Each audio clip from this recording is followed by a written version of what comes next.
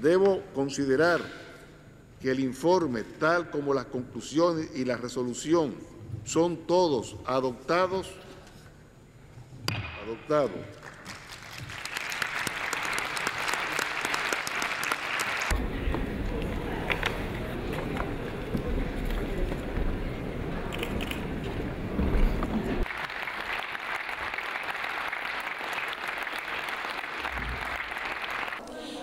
We're thinking of persons, countries, all stakeholders starting to implement it immediately. We're looking at, in terms of the governing body, taking some action at the November session. We have called in our resolution for the ILO Director General to make representation to all out the international forum, including ECOSOC, G20, Rio Plus. All these forums, we're hoping that he makes the call for us so that we have action now. We can't wait tomorrow, we need action now. The ISC has just concluded with a resolution and conclusions. What do these resolution and conclusions bring to the fore? First, a very strong and loud call for action. They say in so many words that nothing short of collective action and partnership will help the situation of young people in the labor market. What does it mean? It means mobilizing political will at the national level amongst all stakeholders, governments, social partners, other partner institutions, to really come up with action, allocate resources, make youth employment opportunities a priority. But it also says that national action is not enough.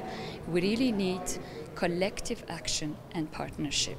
There have been calls for ILO, the Director General of ILO, to take leadership for this call for action and to share these conclusions at all the relevant international fora. As you know, we will have the United Nations ECOSOC very soon, the G20 meeting that is starting already tonight, and as well as many other Rio Plus 20. But it also gives a menu of policy actions that can be enacted, that have been implemented since last discussion of the ILC in 2005, and that they have shown the results. The solutions maybe have to be context specific. There isn't a one size fits all, there isn't a single magic bullet, but you need a series of comprehensive and coherent policies and actions. So macroeconomic policies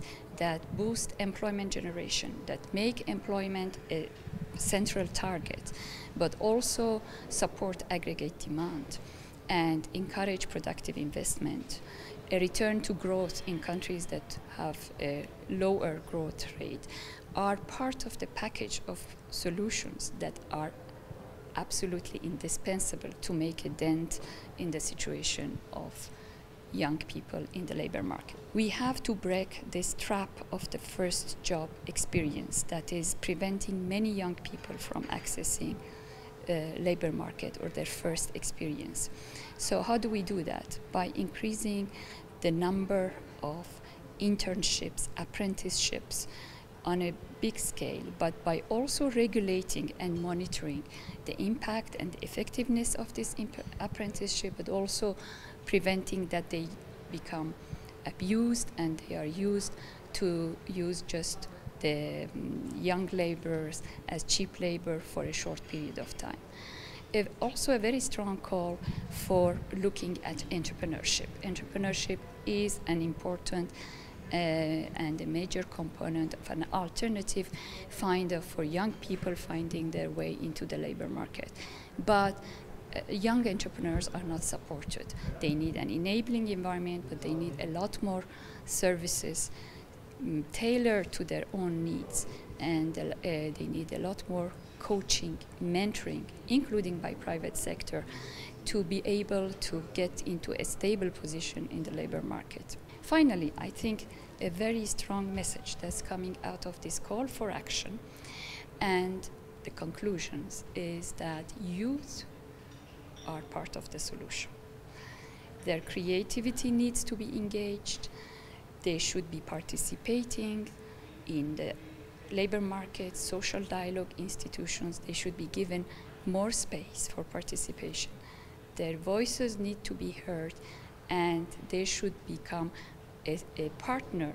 I really think that with these 5 or 6 key strong messages, if there is a political will at the national level, and as Director General of the ILO mobilizing leadership at the in multilateral system, we really can make a serious dent in the situation of youth employment crisis.